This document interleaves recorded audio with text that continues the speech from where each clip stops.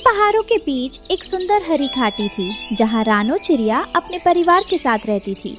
नीला अंबर, ठंडी हवा, प्यारा अपना घर। वो फूलों से घोंसले को सजा रही थी।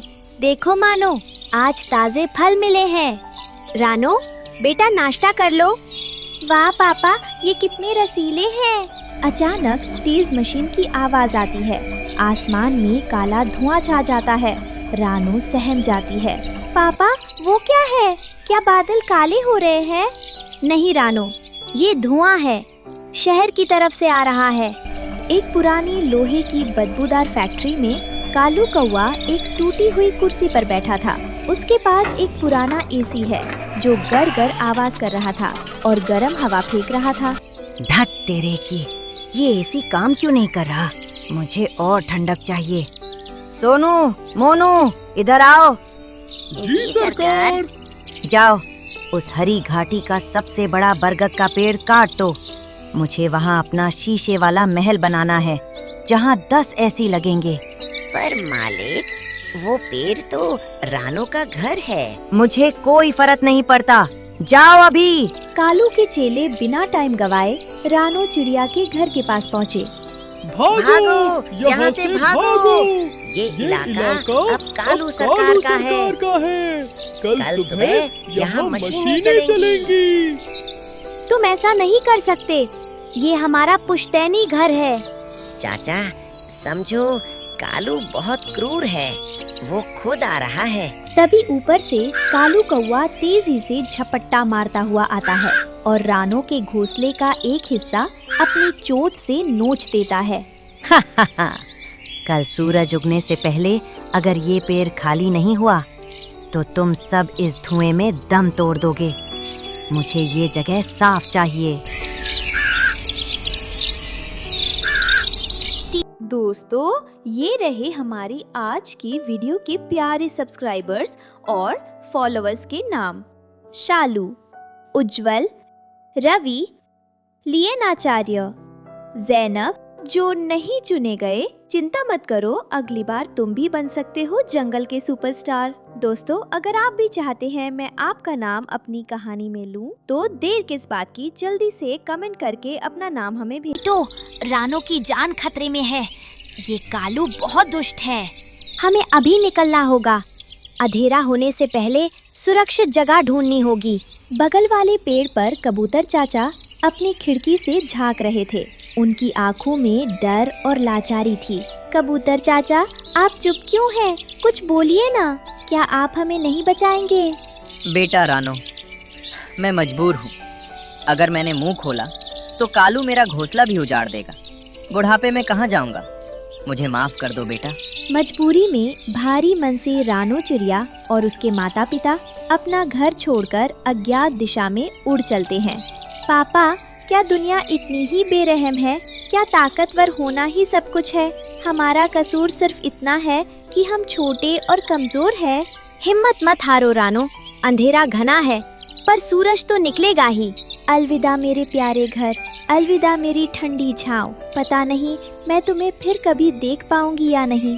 रानो अपने माता पिता के साथ घाटी छोड़कर सुरक्षित जगह ढूंढ रही थी। तभी उनकी मुलाकात एक अनुभवी मुसाफिर से हुई। इतनी रात को अपने घर से दूर कहाँ जा रही हो छोटी चिड़िया? घर छोड़कर भागना समाधान नहीं है। बाबा, कालू कौवा हमारा पेड़ काटने आ रहा है। उसने हमें डराकर भगा दिया। हम बस अपनी जान बचा रहे हैं। पगली, कालू इतना बेवकूफ नहीं कि एक छोटे से घोंसले के लिए इतनी मेहनत करे। उसे पेड़ से मतलब नहीं है। मैंने अपनी आँखों से उसका पुराना नक्शा देखा है। तुम्हारे पेड़ की जड़ों के नीचे एक जादुई झरना छिपा है। जादुई झरना? हाँ, वो पेड़ काटकर उस झरने पर कब्जा करना चाहता है ताकि वो पूरा पानी शहर में बेचकर अमीर बन सके। अगर वो झरना उसके हाथ लग गया तो पूरी घाटी रेगिस्तान बन जाएगी। इसका मतलब अगर पेड़ कटा तो पूरी घाटी प्यासी मर जाएगी? नहीं, मैं स्वार्थी नहीं बन सकती। मुझे वापस जाना होगा। मुझे अपने घर के साथ साथ पूरी घाटी का जीवन बचाना है। कालू कौवा अपने दोनों चेलों को पेड़ काटने का कहकर वहाँ से चला जाता है। सोनू भाई, ये पेड़ बिल्कुल वैसा ही है जैसा हमारा बचपन का घर था। हाँ मोनू, कालू ने ही तो हमारा पेड़ काटा था और हमें अपना नौकर बना लिया। तभी रानो चिड़िया और उसका परिवार पेड़ के पीछे से बाहर आता है। तो तुम उसकी मदद क्यों कर रहे हो? तुम भी तो दुखी हो। हम क्या करें रानो बहन, हमारे पास कोई और रास्ता नहीं है। अगर हम साथ मिल जाएं, तो कालू हमें कभी भी डरा पाएगा। पहाड़ की चोटी पर कालू का एक आलीशान छोटा कैबिन था। बाहर चिलचिलाती धूप थी और अंदर कालू अपने पोर्टेबल एसी के सामने बैठा था। अब आएगा मजा। जैसे ही वो पेड़ कटेगा, जादुई झरना मेरा होगा। मैं सारा पानी बोतलों में भरूंगा और पूरी घाटी मुझसे पानी भीख में मांगेगी। पैसा ही पैसा। अचानक बिजली कड़कती है और एसी से धुआं निकलने लगता है। एसी बंद हो जाता है। तत्तरे की, सारा पैसा बर्बाद गया। यहाँ ऊपर एक भी पेड़ नहीं है जिसकी छांव में बैठ सकूं। गला सूखकर कांटा हो गया है। तभी कैबिन की टूटी हुई खिड़की से एक साया अंदर आता है। एक बड़ी भूखी शिकारी बिल्ली दबे पांव अंदर घुसती है। बड़ी गर्मी है ना कालू? शुक्र है मुझे आज दोपहर का ताज़ा शिकार यहीं मिल गया। म्याऊं। बिल्ली मौसी, आप यहाँ? देखिए, मेरे पास बहुत पैसा है। मैं आपको शहर से दूध और मछली मंगवा दूंगा। मुझे छोड़ दीजिए। मुझे तेरा कागजी पैसा नहीं खाना, मुझे तू चाहिए। यहाँ पहाड़ पर न कोई पेड़ है जहाँ तू छिप सके, न कोई दोस्त जो तुझे बचा सके। आज तू नहीं बचेगा। बिल्ली झपट्टा मारती है। कालू अपनी जान बचाने के लिए इधर उधर फड़फड़ाता है, लेकिन पहाड़ सपाट और सूखा था। उसके पास छिपने की कोई जगह नहीं थी। सोनू, मोनू, कोई है? मुझे बचाओ। रानो, मुझे माफ कर दो। मैंने सबकी छांव छीन ली और आज मेरे पास खुद छिपने के लिए एक पत्ता भी नहीं है।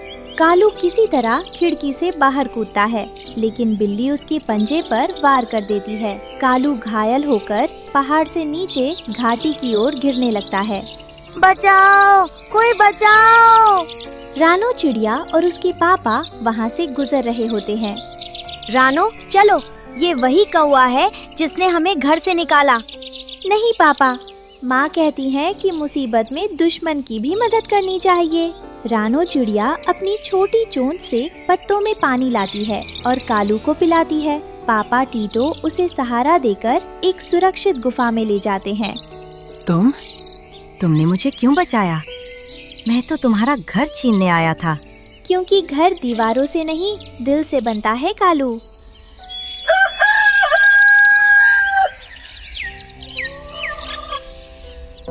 अगली सुबह जंगल में मेला लगा था। सभी पक्षी है इकट्ठा थे। कालू कौवा वहाँ आता है। सब डर जाते हैं। सुनो सब, मुझे वो जादुई झरना नहीं चाहिए। रानो ने मेरी जान बचाई है। मुझे अब एसी की ठंडी हवा नहीं, बल्कि आप सबका साथ चाहिए। मालिक, क्या हम अब दोस्त बन सकते हैं? मालिक, क्या हम अब दोस्त बन सकते हैं? मालिक नहीं, सिर्फ कालू बोलो। उस दिन के बाद घाटी और भी हरी हो गई। देखा, जहाँ हरियाली है वही खुशहाली है। रानो, मुझे याद है, शहर में लोग पानी बचाने के लिए मिट्टी में छोटे छोटे गड्ढे बनाते थे। अगर हम घाटी की मिट्टी को खोदकर बारिश का पानी रोकने का इंतजाम करें, तो शायद झरना फिर से जिंदा हो जाए। शानदार विचार है कालू चाचा, लेकिन हम इतने छोटे पक्षी इतनी खुदाई कैसे करेंगे? हम अकेले नहीं हैं, हम घाटी के हर पक्षी को इकट्ठा करेंगे। रानू ने अपनी मीठी आवाज में सबको पुकारा। कबूतर चाचा, तोता बाबा, उल्लू और यहाँ तक कि नन्ही गौरैया भी मदद के लिए आ गई। रानो बेटा, उस दिन मैं डर गया था, पर आज नहीं। आज हम सब मिलकर अपनी घाटी बचाएंगे। जैसे ही पक्षियों ने मिट्टी के छोटे छोटे चेक डैम तैयार किए, आसमान में काले बादल छा गए। देखो, बारिश आने वाली है।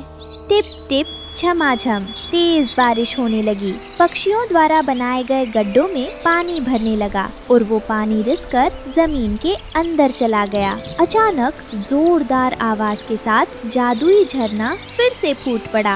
आज रानो की हिम्मत और कालू की समझदारी ने साबित कर दिया कि अगर हम प्रकृति की रक्षा करेंगे तो प्रकृति हमारी रक्षा करेगी। अब मुझे समझ आया, असली ठंडक एसी में नहीं बल्कि इन पेड़ों और बहते पानी की बूंदों में है।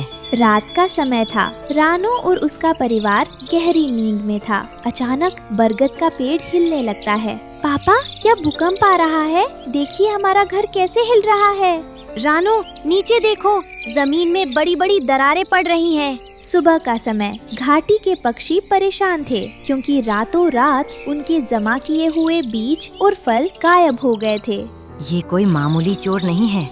देखिए, पेड़ों की जड़ें कुतरी हुई हैं, जैसे कोई नीचे से हमला कर रहा हो। मालिक, सॉरी कालू चाचा, हमने देखा है जमीन के नीचे से कोई बड़ा सा साया निकलता है और सब कुछ निगल जाता है। घाटी ने अभी सूखे से जंग जीती ही थी कि एक नई और अदृश्य मुसीबत ने दस्तक दे दी। जमीन के नीचे से आने वाली रहस्यमयी आवाजों ने सबकी नींद उड़ा दी थी। साथियों, ये कोई साधारण भूकंप नहीं है। मैंने अपनी लंबी यात्राओं में इस गंध और मिट्टी के ढेर को पहचाना है। ये पाताल का चूहा है। शहर की बड़ी इमारतों की खुदाई से डरकर उसने अब हमारी शांत घाटी का रुख कर लिया है। पर बाबा, वो तो जमीन के नीचे रहता है, हमें उससे क्या डर? डर इस बात का है कालू, वो अंधेरे में सुरंगें बना रहा है। अगर उसने अपनी तेज कुल्हाड़ी जैसे दांतों से झरने की मुख्य जलशिरा को काट दिया तो सारा पानी पाताल में समा जाएगा। पानी गया तो जमीन खोखली हो जाएगी और हमारी पूरी घाटी धंस जाएगी। नहीं, हमने बड़ी मुश्किल से इस झरने को दोबारा जिंदा किया है। हमें उसे रोकना होगा इससे पहले कि वो हमारी खुशहाली की जड़ें काट दे। रानो बहन, सुरंग का रास्ता इसी तरफ से जा रहा है। हमें जल्दी फैसला लेना होगा। रानो चिड़िया और कालू कौवा और उसके चेले एक सुरंग के मुहाने पर खड़े थे। सुरंग का मुंह छोटा था। मैं अंदर नहीं जा सकता रानो, मैं बहुत बड़ा हूँ। सोनू मोनू भी डर रहे हैं। हाँ रानो बहन, अंदर पाताल का राक्षस हो सकता है। हमें वापस चलना चाहिए। मैं जाऊंगी, मैं छोटी हूँ और फुर्तीली भी। पापा, आप बाहर नजर रखना। तभी रानो की नजर पास की झाड़ी पर चमकते एक जुगनू पर पड़ती है।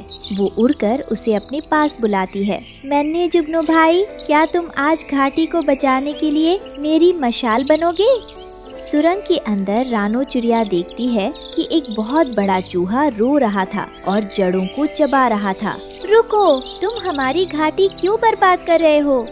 मुझे माफ कर दो नन्ही चिड़िया, मैं अंधा हूँ, मुझे दिखाई नहीं देता। शहर की मशीनों ने मेरा पुराना घर तोड़ दिया। मैं रास्ता भटक कर यहाँ आ गया। मुझे बहुत भूख लगी है। तो तुम मांग कर खा सकते थे, हमारा घर गिराने की क्या जरूरत थी? मैं डर गया था। मुझे लगा ऊपर रहने वाले पक्षी मुझ जैसे जमीनी जीव से नफरत करते होंगे। मुझे लगा कोई मेरी मदद नहीं करेगा। रानो चिड़िया चूहे को बाहर लेकर आती है। सब पक्षी उसे देखकर डर जाते हैं। हटो, मैं इसे सबक सिखाता हूँ। नहीं कालू चाचा, ये दुश्मन नहीं, बेघर मुसाफिर है। इसे बस सही रास्ते और खाने की जरूरत है। रानो ने एक योजना बनाई। चूहे को घाटी के बंजर हिस्से में ले जाया गया। दोस्त, तुम यहाँ सुरंगें बनाओ, इससे मिट्टी नरम होगी और हम यहाँ नए पेड़ लगा पाएंगे। बदले में हम तुम्हें रोज ताजे फल और खाना देंगे। वही बंजर इलाका अब नर्सरी बन चुका था। चूहा जमीन जोत रहा था और पक्षी बीज डाल रहे थे। रानो, तूने एक मुसीबत को मददगार बना दिया। वाह, अब हमारी घाटी दुगनी बड़ी हो गई है। पाताल से लेकर आसमान तक सब हमारे दोस्त हैं।